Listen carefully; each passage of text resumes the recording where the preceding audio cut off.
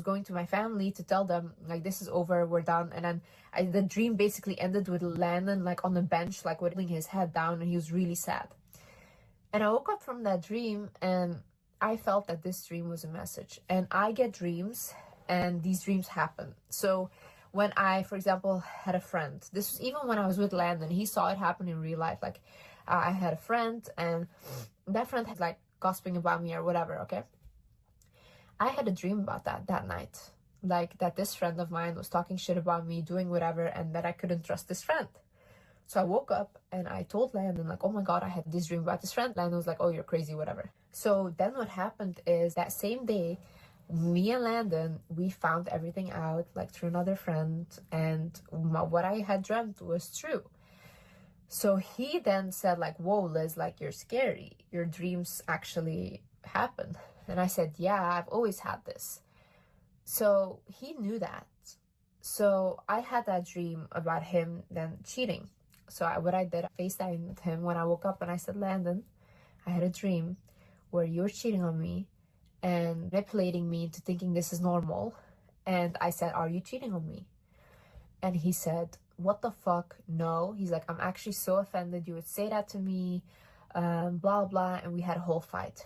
But I said, Landon, I don't dream things for no reason. And he's like, no, you're just crazy, blah, blah. I said, okay, I might be crazy. I don't know. But it felt wrong and I didn't forget about it. So then what happened? A week later, I go to London to see Landon and we're going to celebrate my birthday and everything. And I'm sleeping next to him. I'm sleeping and guess what? Same dream happens again. Same exact dream. There's a girl is having an affair with this girl. This girl is confused why I'm angry, and I'm like literally like, what the fuck are you guys doing? He is then again manipulating me in the dream that this is normal. I wake up from this dream with severe heartbreak. Like my heart felt like it was broken into pieces when I woke up, like genuinely hurt. I look at Landon, I wake him up. I said, Landon, this is the second time I had this dream. I said, are you cheating on me? And he said, what the fuck? I'm right here next to you. Are you crazy? Blah, blah. And Sabina was also with us at the Airbnb. So he calls Sabina. He's like, Sabina, your sister's literally overreacting again. She's trying to cause a fight. And Sabina's like, Liz, like, calm down. And I was like, Sabina, my heart is literally broken. I feel heartbreak. There's no way.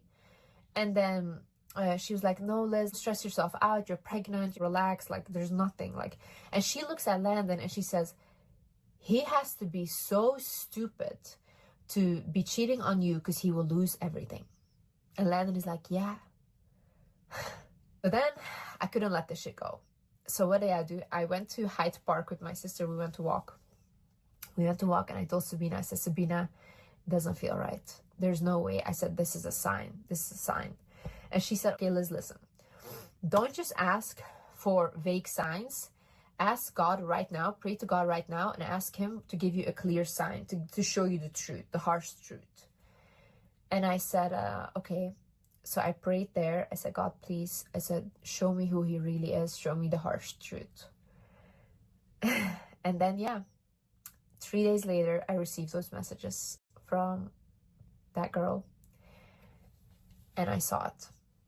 And then, yeah, it's so crazy when you ask God to show you who people are or to remove any bad people from your life. You'll often see that the people closest to you get removed or they get revealed for the bad intentions that they had with you. So I have noticed that in both of my relationships, the minute I got really successful or they realize how much money I make, the relationship issues start and they start behaving very, very differently. I think it's very hard for successful women to date because a lot of men will view these women as competition. Even successful men, they will just see you as a competition and they would much rather prefer a woman that isn't as successful because it doesn't hurt their ego. For example, with my ex, when we first started out the relationship, I didn't have any money. I was already doing TikTok. I was already doing everything, but I wasn't really making money. But then 6 months into the relationship, I was doing YouTube and I went immediately viral and then he was making like 10K a month, okay? He was in finance, he was making 10K a month. And I went from making nothing to all of a sudden like making 20K, now making 40K, now making 70K, and then more and more and more. And then he's seeing that. He's seeing how much I'm growing and how fast. And for him, said it to me, he was like, you know, I feel like I can't do anything for you anymore. I feel like you make too much money. And he said, like, I'm not comfortable in the position where you're making more money than me, because he's like, I don't think I can impress you anymore. So then also like our relationship dynamics started to become very weird, or they start being like, oh, I have financial issues and this and that. Can you help me with this? Can you help me with that? And with my ex, like, I gave him money even when we broke up, because he was telling me he had financial issues. And obviously I'm not gonna be stingy or not help him. He had bought me a lot of stuff. He had helped me as well. So I was not gonna be stingy. So I did help him. It's almost like they feel most comfortable when they can provide and you kind of need them.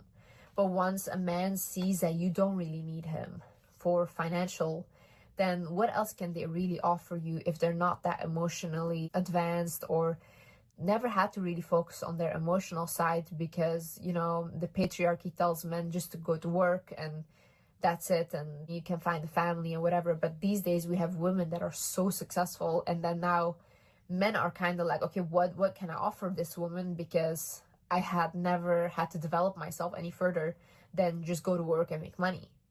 So now if money doesn't impress a woman anymore, what else can you offer? I think a lot of men become jealous of women like that, and they want to be that woman.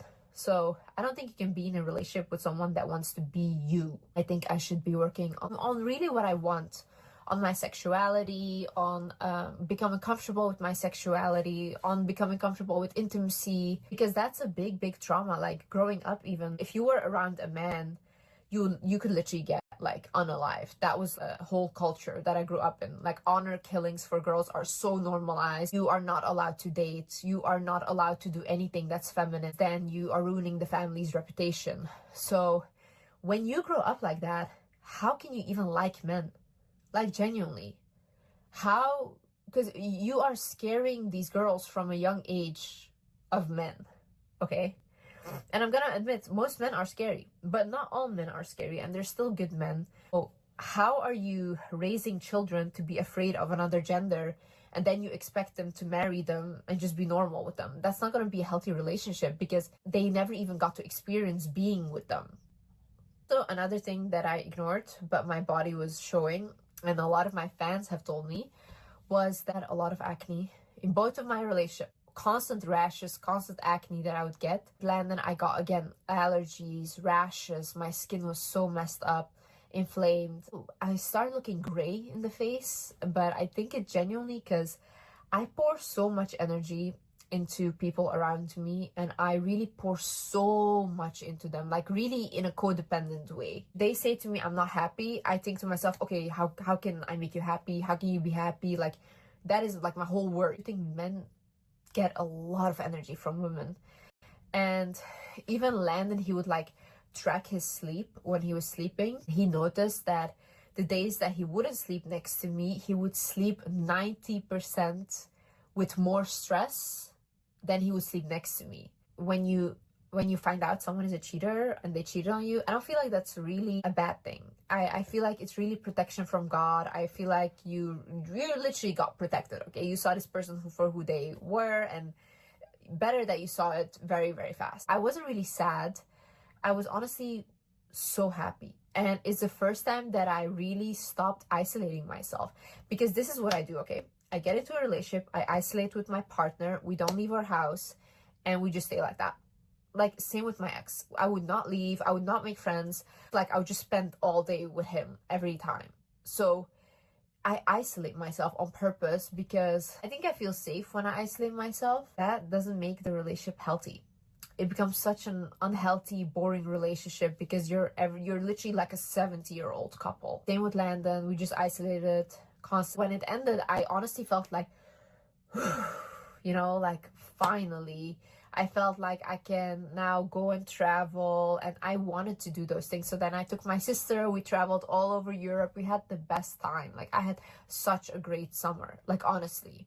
And I was really happy. And then a lot of people were like, Liz, why aren't you sad? Or you should be more sad. And I was like, I cannot be sad when I have such a blessed life. It would even like irk me that I would be complaining or that I would feel bad about any of this, because God blessed me with such a good life. I have worked so hard to have a good life, and I do have a good life, and my child will have such a blessed, good life, you know?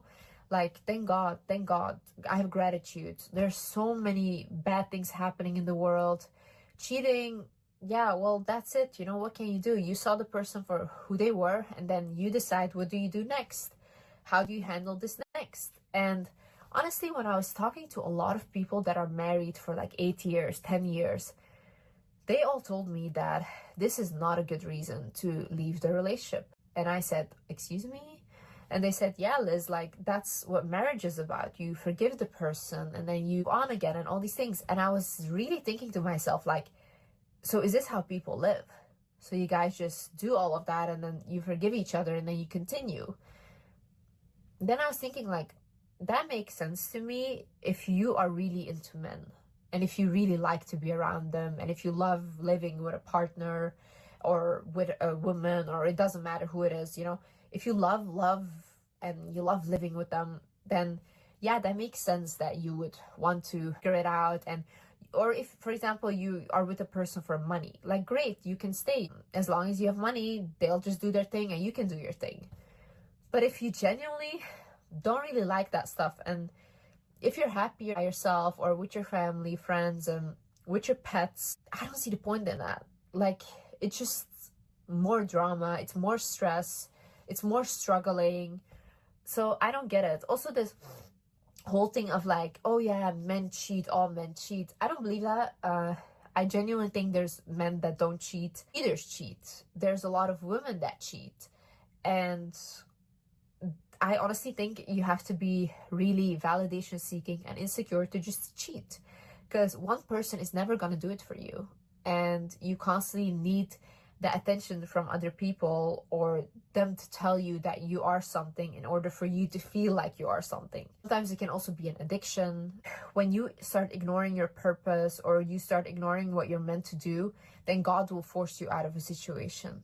If you don't listen to the signs, if you don't listen to all of these things that God is telling you or showing you, you will be forced out of that situation, and that is really painful. Marriage and having children is a very big step. It's not something that should be glamorized because it's not that easy, not for a woman. And I don't think that when a woman gets into a relationship with someone that is not contributing anything financially, I don't think that's a fair relationship at all. Imagine you walk away from someone that is not willing to help at all and all these things, you know, it's super, super hard. So I do think women should think about that, because men think like that too.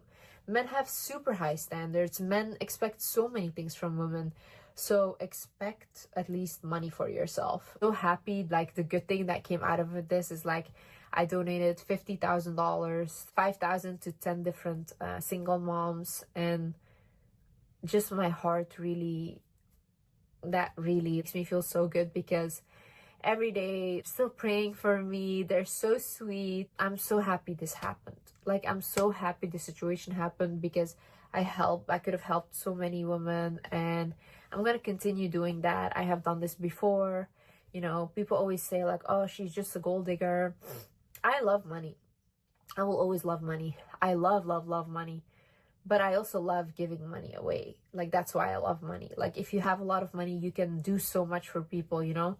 If I have more money, then I can like start building schools and help countries and all these things, or orphanages. That's why I think money is such a beautiful thing. You can bless a lot of people with it. And if you're in a position like that, I would say, like, you know, give back to people and help them, donate where you can, in public, in private, it doesn't matter, you know. Anyways, so yeah, I love you guys so much, and yeah, I see you in the next video. Bye bye.